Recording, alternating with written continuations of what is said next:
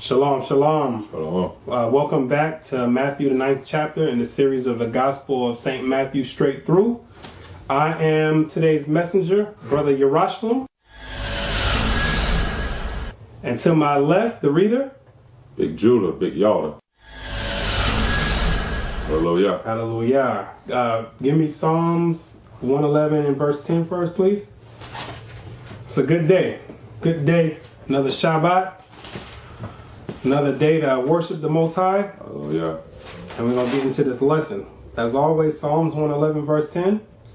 Psalms 111, verse 10. Come on. The fear of the Lord is the beginning of wisdom. Read.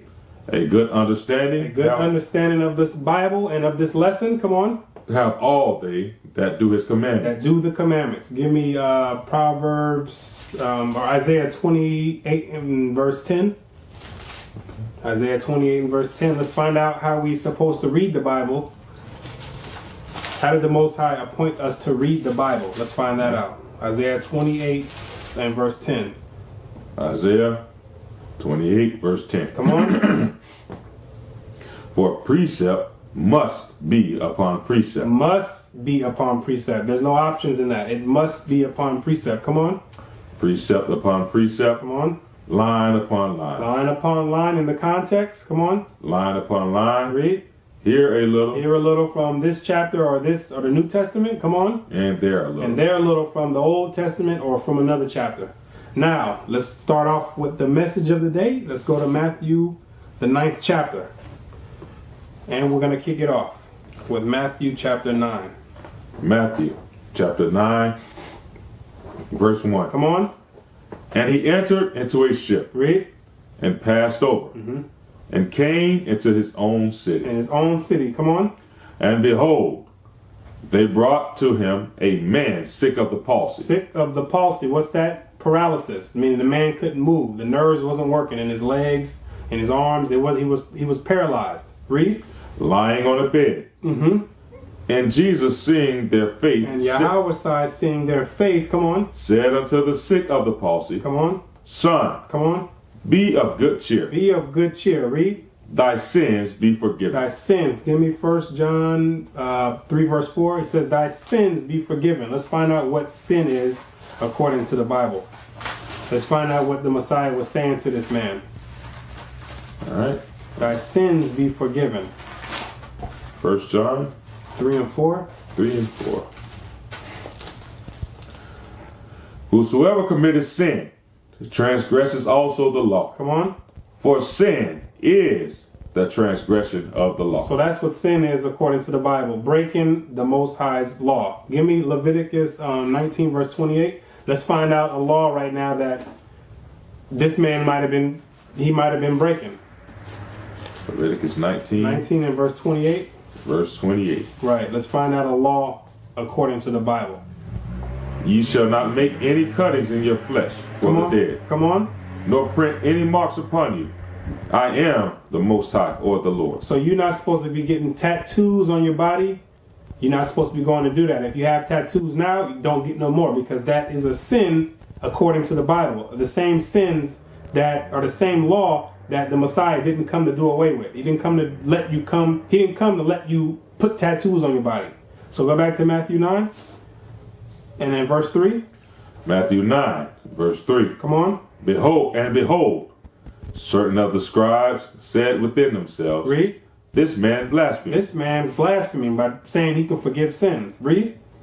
And Jesus, knowing their thoughts, said, Wherefore think ye evil in your hearts? Think ye evil in your hearts. What is the heart? It's talking about the mind. The heart is synonymous with the mind. How do we know that? Read it again.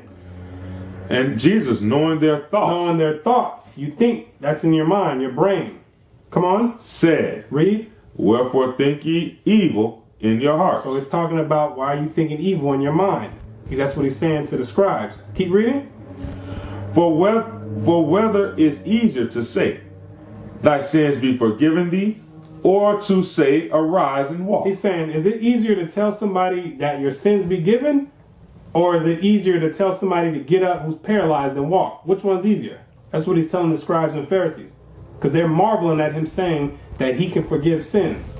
Read.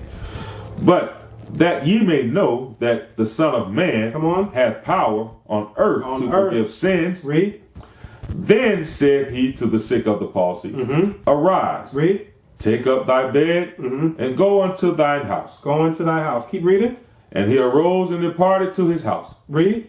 But when the multitude saw it, they marveled. They marveled. They marveled at this man. The Yahushua or Jesus Christ just told this man who was paralyzed to get up and walk. And the man just stood right up and walked. I mean, anybody would marvel at that. That's a crazy miracle happening. He took up his bed and he walked off. Keep reading. And glorified Yah. No, glorified Jesus. Yah, God. Glorified who? God, They Yah. glorified the Most High. They didn't glorify Jesus. Why? Because read next. Which had given such powers unto men. They said, I cannot believe this, that the Most High gave this type of power unto this man. They glorified the Most High because they knew the Most High is the one who gave him the authority to be able to heal in this type of manner. They didn't glorify Yahushua, or who you call Jesus Christ. They didn't give him the praise for it because they knew it came from the Most High. Keep reading. And as Jesus passed forth from thence, he saw a man named Matthew. Named what? Matthew. We're reading from the book of what? Matthew. This is the same Matthew, the Apostle Matthew. Now he's Yahushua or Jesus Christ is passing by and he's seeing Matthew. Read. Sitting at the receipt of customs. What's the receipt of customs? That's a tax office. Something that the Romans had set up to impose taxes on all of the Israelites. They were using the publicans to do the tax bidding for the Romans. Keep reading. And he said unto him, Follow me. Come on. And he arose and followed him. So Matthew, when Yahushua passed by, he told Matthew, get up and follow me.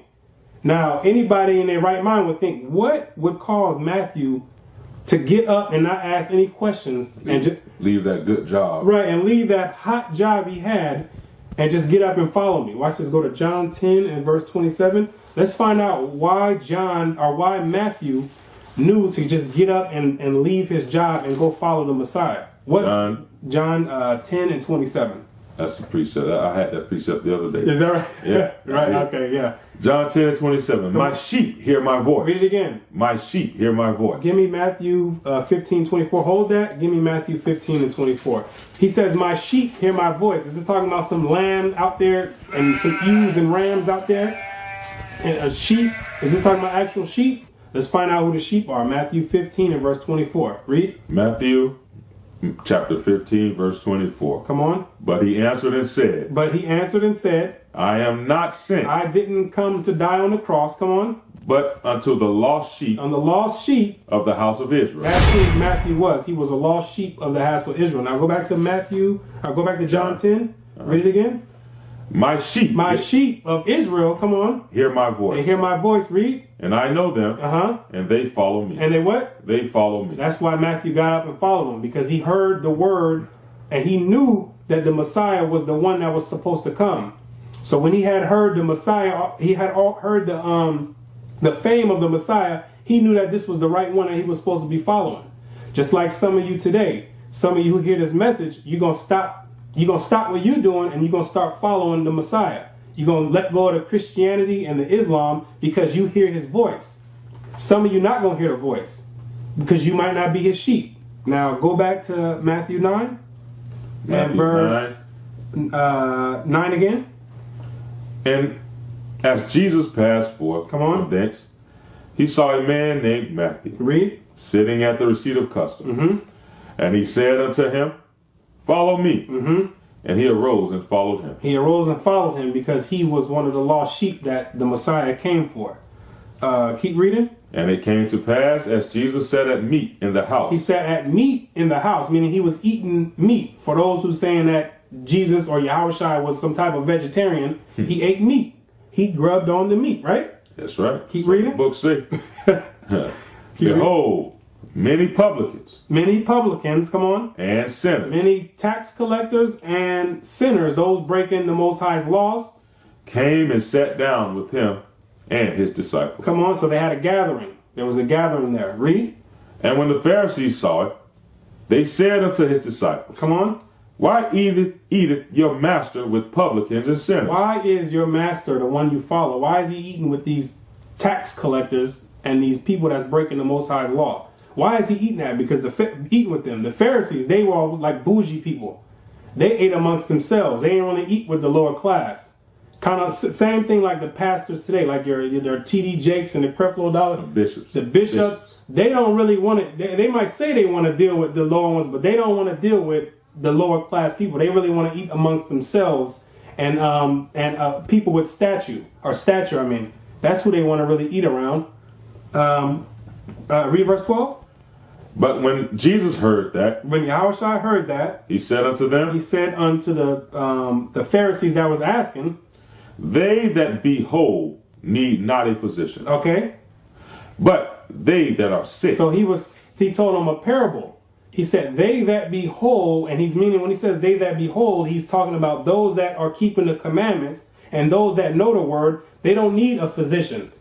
They don't need somebody to come and make them whole again. And he says, but they that are sick, meaning those that are not keeping the commandments. Watch this. Go to Wisdom of Solomon 16 and verse 12. So he's referring to himself as the physician, and the publicans and the sinners are the ones that are sick. But this ain't talking about someone that's sick in a physical sickness. This is talking about a spiritual sickness. Now let's find out how this physician that he's referring himself to was going to heal these people that are sick, the publicans and sinners. Read. For it was neither herb. Read chapter and verse. I'm sorry, Salakia. Wisdom of Solomon, chapter 16, verse 12. Come on. For it was neither herb nor mollifying plaster that restored them to health. That restored them to health. Come on. But thy word. But the what? Thy word. Thy word. Come on. O Lord. Come on. Which healeth all things. That's what he was referring to. Now go back to Matthew 9 and 12 again. But when Jesus had heard that, he said unto them, they that be whole need not a physician. Read. But they that are sick. But they that are sick, referring to the publicans and the ones that was breaking the laws. They needed the word, so that's why he was amongst them. Because they're the ones who need the word. A doctor's not, if you got 10 patients there, 5 of them are in great health, and you got 5 other ones that's got cancer and all type of diverse sicknesses, the doctor's not going to come to the ones that's healthy already when you got a whole bunch of other people that's over here that's sick and need his medical attention. So that's what he was doing. He came to the sinners, and it's about to explain the same exact thing as we keep reading on. Verse 13. But go ye and learn what that meaneth. Come on. I will have mercy and not sacrifice. Read. For I am not come to call the righteous. I ain't come to call the righteous, that's the ones that are whole. I didn't come for the ones that are whole already. Come on. But sinners to repent. I came to bring the ones that's breaking God's laws back to be converted to the Most High's laws. That's what I came to do. I came to heal them with the word, the ones that were sick in a spiritual sickness. That's what I came to do. The same job that he told his disciples, which is the same job we have here today, is to heal those that are spiritually sick, that are caught up in these other doctrines that don't correlate with what the Most High wants our people to do. Keep reading. Then came him the disciples of John, saying, why do we and the Pharisees fast oft? Come on. But thy disciple fast not. Why are we fasting often, but your disciples don't fast at all? Why are we doing that and you guys are not doing that? Read. And Jesus said unto them, can the children of the bridegroom mourn? The children of the bridegroom, who was that? Those are his disciples. Read. As long as the bridegroom is with them. As long as the bridegroom is with them. Who's the bridegroom? Yahushua. Saying, can they mourn as long as I'm here with them? I'm the word. I'm the one who's going to be doing all the healing. I'm here with them. What do they got to be mourning about? What's the point of them fasting for? There's no point. But watch. Read. But the days will come. But the days will come. Come on. When the bridegroom shall be taken away from them. Because he had to die. There's a time when he was not going to be there. He had to die. Read. Then they shall fast. Then they going to fast because he's not going to be there with them at that time.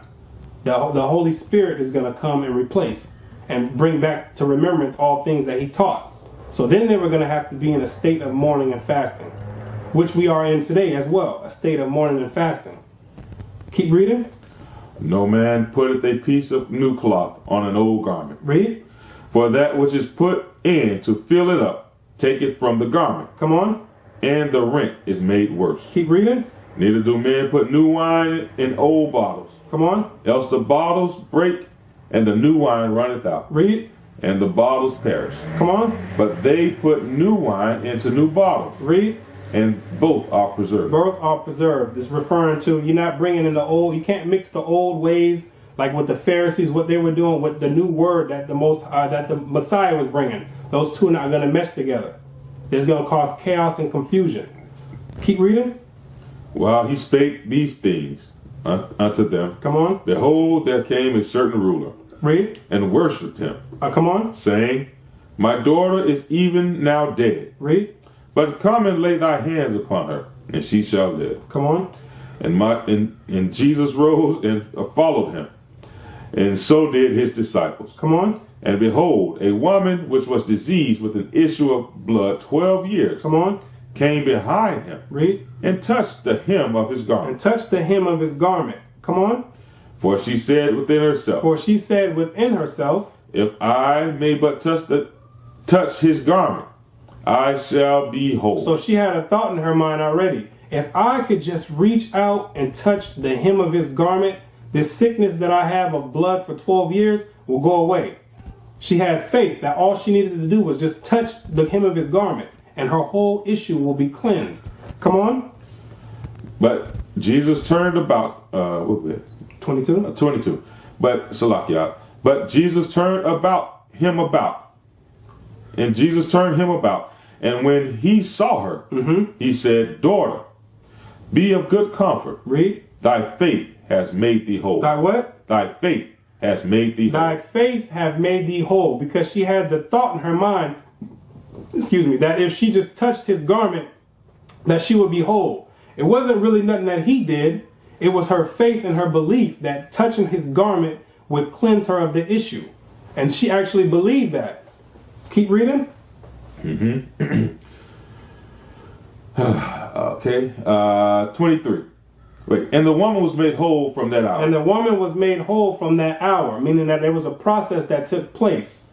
The body started creating, the body started making a process that did the cleansing. It didn't happen right away. It wasn't that the blood issue just went right away at that time. It was a process, whether it took a week, a year, or a few months. That's when the process started. The healing process started. The body started doing its natural process, a healing process. Keep reading.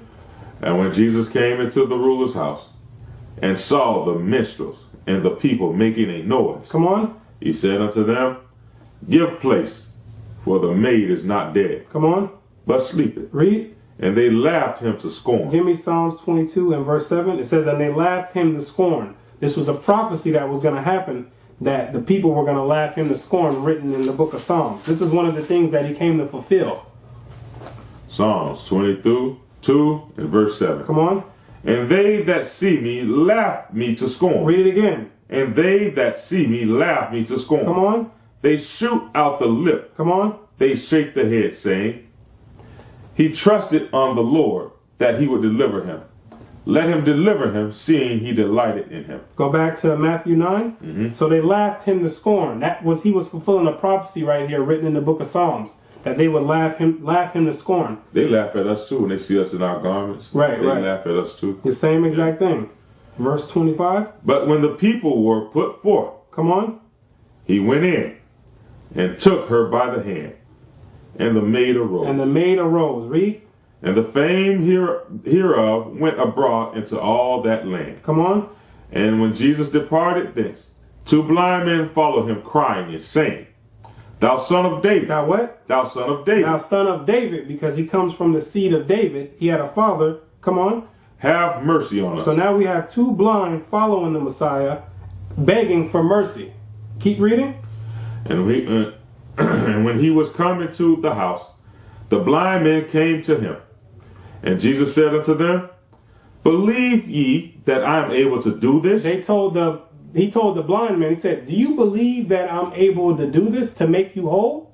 Do you actually believe this in your mind? And you actually really think that I can do this? Keep reading. They said unto him, Yea, Lord. They say, yeah, we believe this. We've been hearing about your fame and that you've been healing people. So yes, we believe that. we believe that you can make us whole and make us be able to see. Keep reading. Then touched he their eyes, saying, according to your faith, be it unto you. Read it again. Then he touched their eyes, saying, come on. according to your faith, According to your faith, or how much you actually really believe, come on. be it unto you. Be it unto you. Now, give me the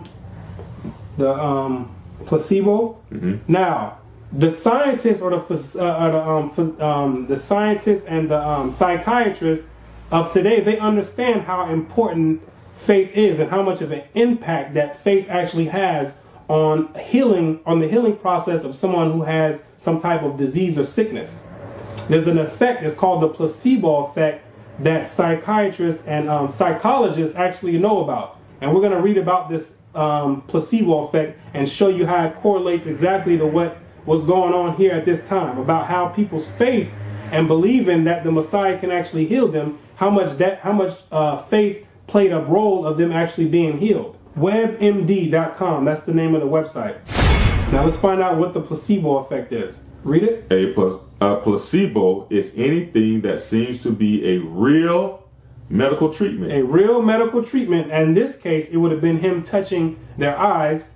Read. But is it? But is not. Come on. It could be a pill. It could be a pill. A shot. A shot. Or some other type of fake treatment. Fake treatment. Come on.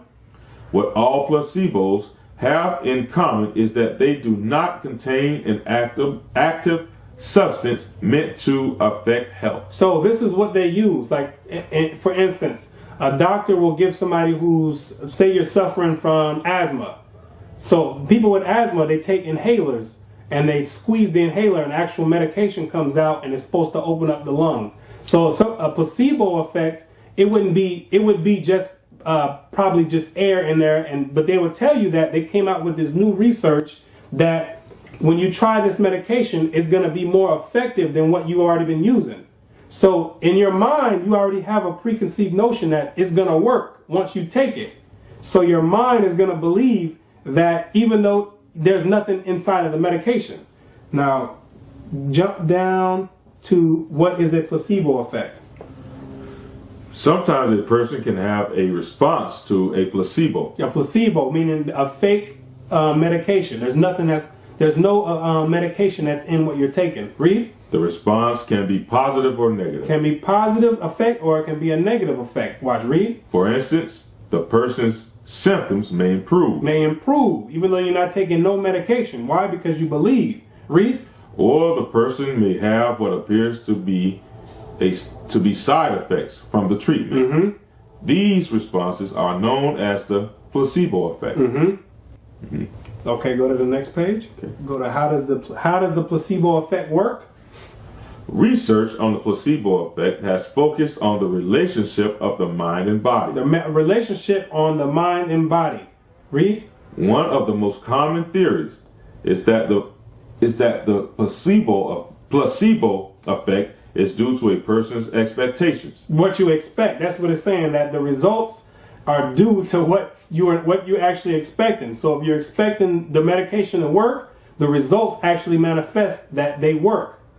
Come on. If a person expects a pill to do something. If it expects a what? Pill to do something. If you expect the pill that they give you that don't have anything in it to do something, then it's possible that the body's own chemistry can cause effects similar to what a medication might have caused. Meaning that your body's going to cause the same reaction as if they gave you something that actually contained medication in it.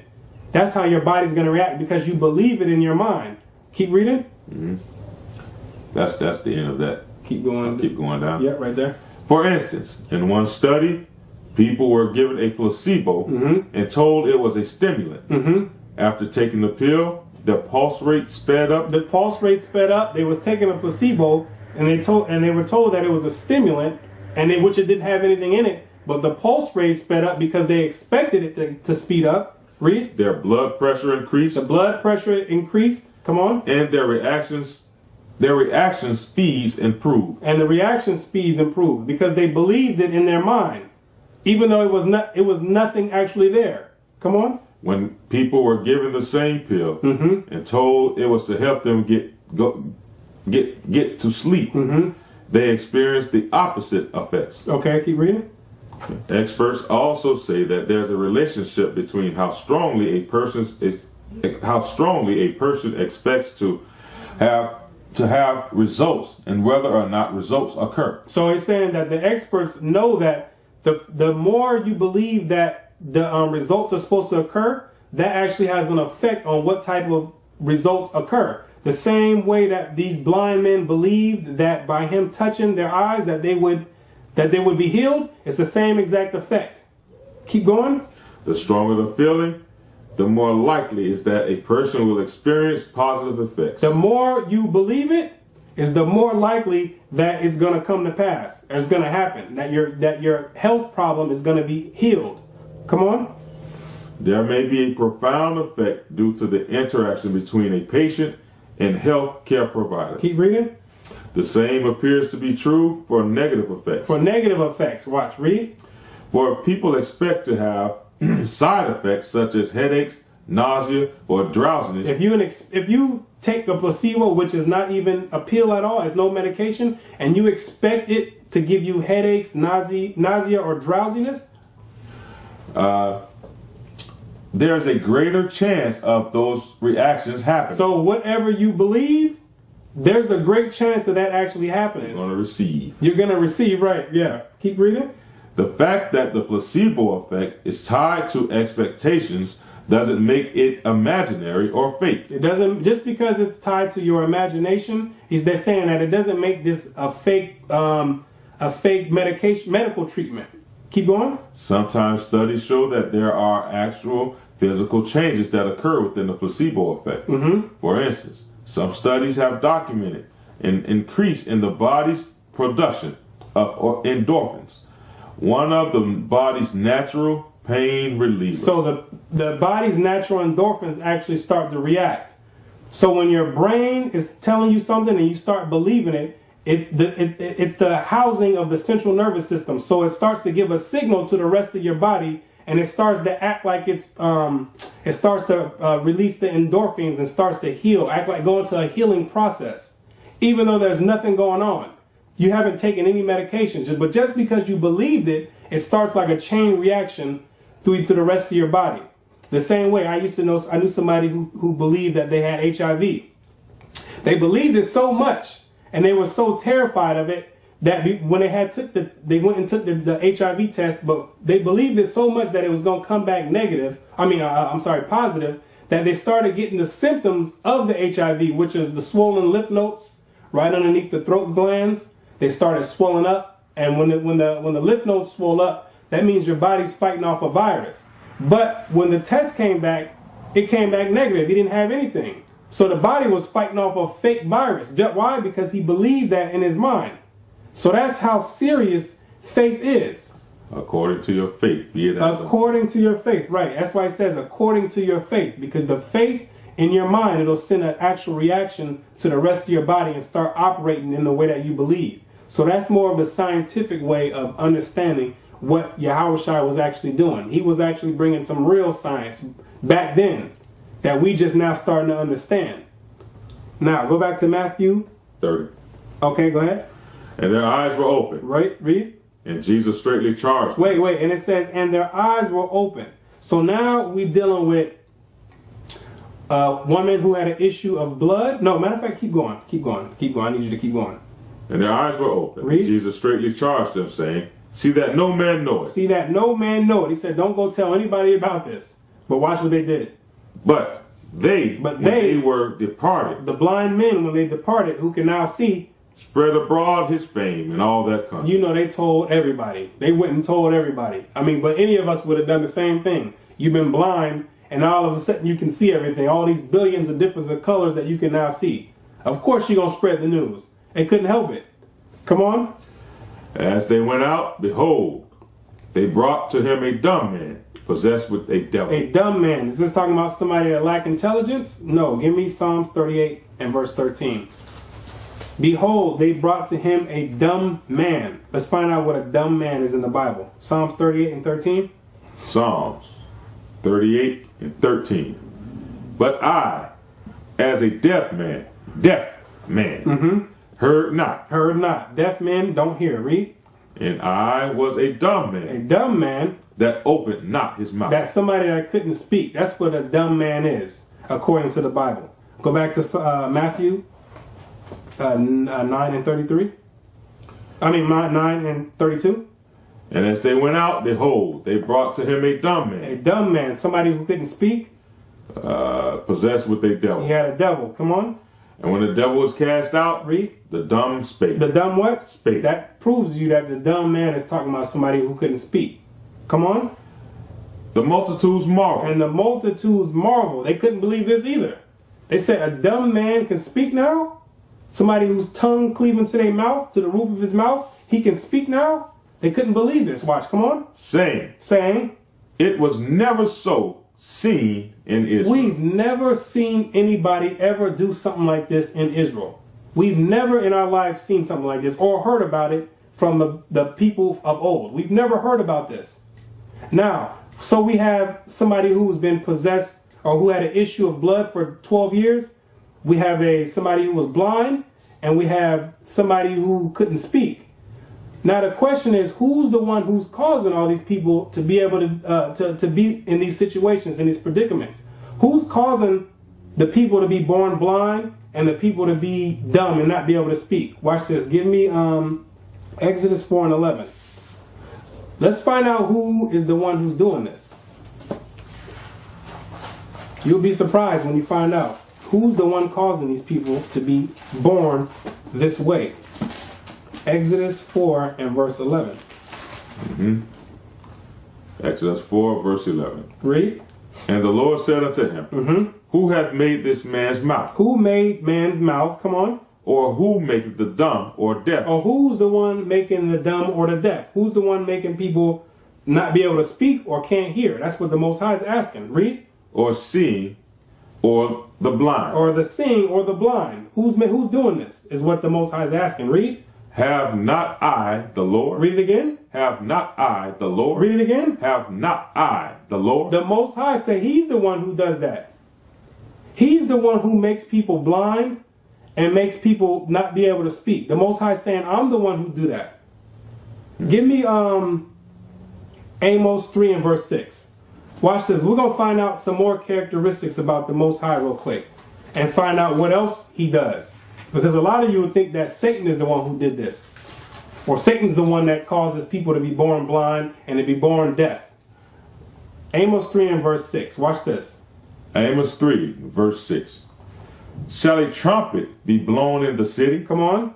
And the people not be afraid? And the people be not be afraid. Read. Shall there be evil in the city? Shall there be what? Evil in a city. Shall there be evil in a city? Somebody getting raped, robbed, murdered.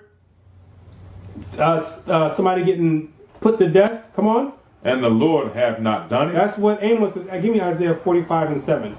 That's what Amos is asking. It's a rhetorical question, but Amos is asking, is there evil that's been done in a city and the Most High have not done it?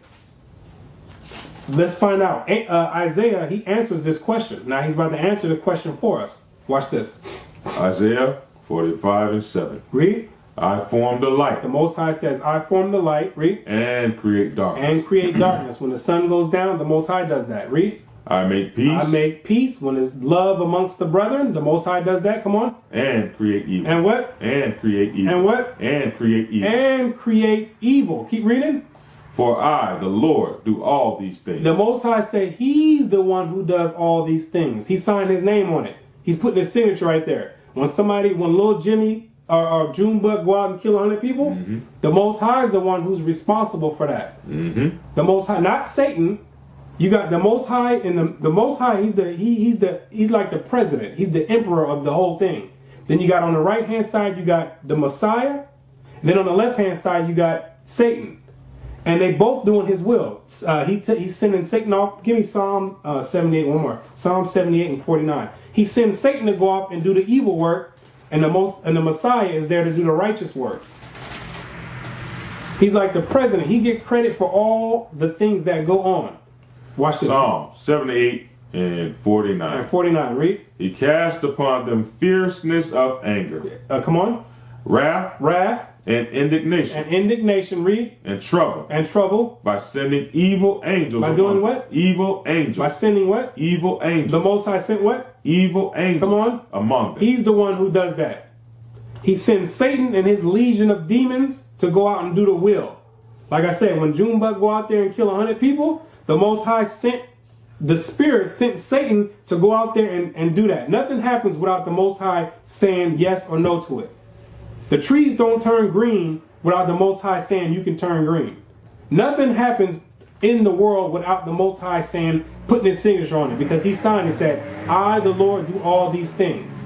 The Most High is the one who did it. And he's not the one that's actually going out and killing people with his own hands. He's sitting up there and he's the one giving the order, just like the president.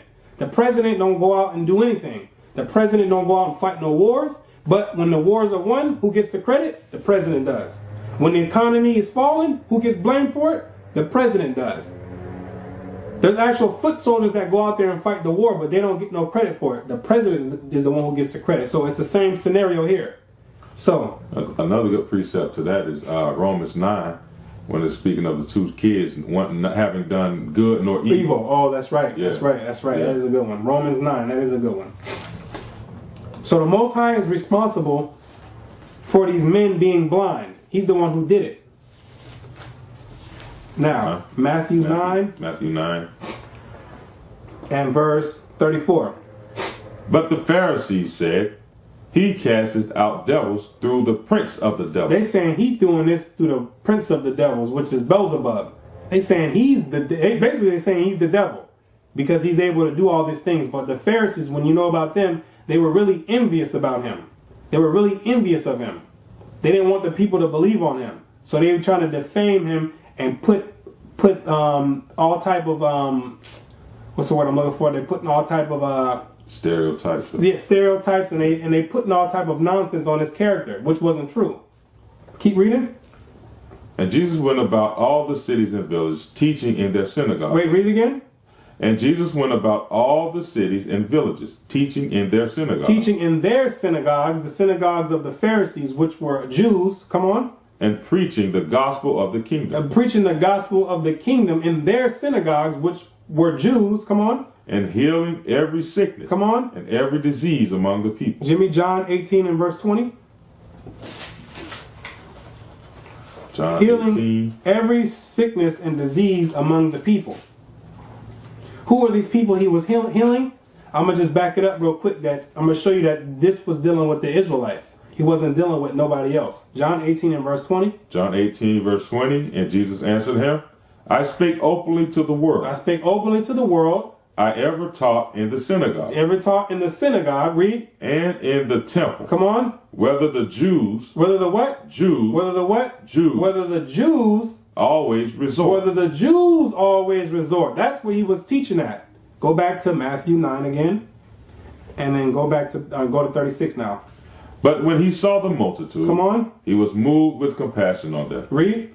Because they fainted. And were scattered abroad. Because they fainted and were scattered abroad. Read. Okay. As sheep having no shepherd. As sheep having no shepherd. When he was out there preaching, he was looking at all the people. They all scattered abroad into this different doctrine, that different doctrine. They had no leaders that were supposed to be governing them. The Pharisees were supposed to be the leaders of the people. But the Pharisees, we all know that they didn't care anything about the people. They were a bunch of hypocrites.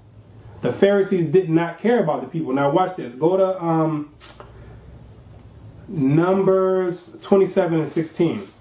It's actually against the law for us to be as sheep having no shepherd. It's actually a law for us to be in that state. And it's the same thing for us today. We're in that same state today. And that is against the law for us to be in that situation. Numbers 27 and 16. Read.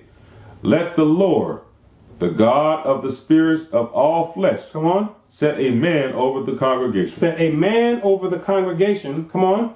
Which may go out before them. Come on. Which may go in before them. And which may lead them out. Read. And which may bring them in. Come on. The congregation of the Lord be not as sheep which have no shepherd. Read it again. Be not as sheep, Be not as sheep. which have no shepherd. So it was appointed that we were supposed to have a leader over us, so we don't be like sheep having no shepherd. But we were sheep, and we are sheep having no shepherd today, because the leaders back then, the Pharisees, didn't care about the people, and it's the same thing today. The leaders and the pastors don't care about the people today either. They don't care about the people. Watch this. Give me John 11 and verse 47. I'm going to show you how the Pharisees felt. Even though the Messiah was coming and doing a great work, the Pharisees didn't really care about the people. They only cared about themselves and keeping their status with the Romans. Watch this. John 11 and verse 47. John 11, verse 47. Then gathered the chief priests and the Pharisees, and counsel, and said, What do we? For this man doeth many miracles. They say this man is doing many miracles, like healing the blind, or making the blind see, making the dumb speak. He done many miracles. Come on. If we let him thus alone, If we leave this man alone, all men will believe on him. all Israel's going to believe on this man, the one that's doing this great work. Everybody's going to be believing on this man. Watch, read. And the Romans shall come and take away both our place and nation. Read it again. And the Romans shall come and take away both our place and nation. That's what they was really afraid of. That's what they was really worried about. The Romans coming to take away their place and nation, because they had a high status. The Romans were using them to keep the Israelites oppressed. That's right. So that's what they didn't care about the people. They just wanted to keep the status. The same way that the pastors are doing today. I was just about to say The same exact way. They cannot come and teach this word the correct way, because they're going to lose their high authority position. You're not going to have no Jesse Jackson coming and breaking down this Bible telling you the Israelites, because as soon as he do that, the American white man going to kick him right out of the place and we can't use him no more. The same, like Malcolm X tried to go against the powers that be, they put him to death. You start doing that, they're going to put the CIA on you, and you're going to get killed. So that's why they wasn't dealing that way. That's why they didn't care about the people. They only cared about their status. Now go back to Matthew 9 and finish that off. Then he said unto his disciples, Read. The harvest truly is plenty. The harvest is plenteous. Who is the harvest? All the rest of the Israelites out there. He said the harvest truly is plenteous. There's so many people out there that need the word to be healed. The same way it is today. There's so many people out there that need to be healed by this word. Come on. But the laborers are few. But the people to do this work and to go out and teach the people and gather the sheep and bring them back, there's a few people that's going to do that. That's what the Messiah was saying. That there's only a few people that's handpicked to do this work. Read. Pray ye therefore the Lord of the harvest, Come on. that he will send forth laborers into his harvest. He says, pray that the Most High going to send more people out there to go gather his flock back. That's what you're supposed to be praying for. Pray that he going to send more other brothers that's going to love their people and bring them back into the fold. The same job that we have today, to go and bring Israel back to the fold and to come out of the different doctrines that's going on throughout the planet. That's the same job we have today. You got anything else to add? No, I'm good. You good? Okay, give me Ecclesiastes 12 and verse 13. So that's the breakdown of Matthew the 9th chapter. So if you have any other questions, then pose them and put them on the YouTube channel in the comment section, and we'll be glad to answer them. We're going to close it off as always with Ecclesiastes 12 and verse 13. Ecclesiastes chapter 12, Salakia, and verse 13. Come on. Let us hear the conclusion of the whole matter. Let us hear the conclusion of this whole lesson. Come on. Fear Yah, Fear the Most High God, and keep his commandments. and keep his commandments. Read. For this is the whole duty of man. That's your whole duty in life, to fear the Most High and to keep his commandments. If you didn't understand anything out of this Bible or anything out of this lesson or this message that we just brought, you better understand you need to fear the Most High and keep his commandments, because that's your whole duty in life. Better learn them if you don't know. Right. And keep following the commandments and the way of the Messiah. With that, we say shalom. Shalom. And the Most High's will, we'll be back to do chapters 10 and 11. Hallelujah. Hallelujah. One nation under a roof, getting down just for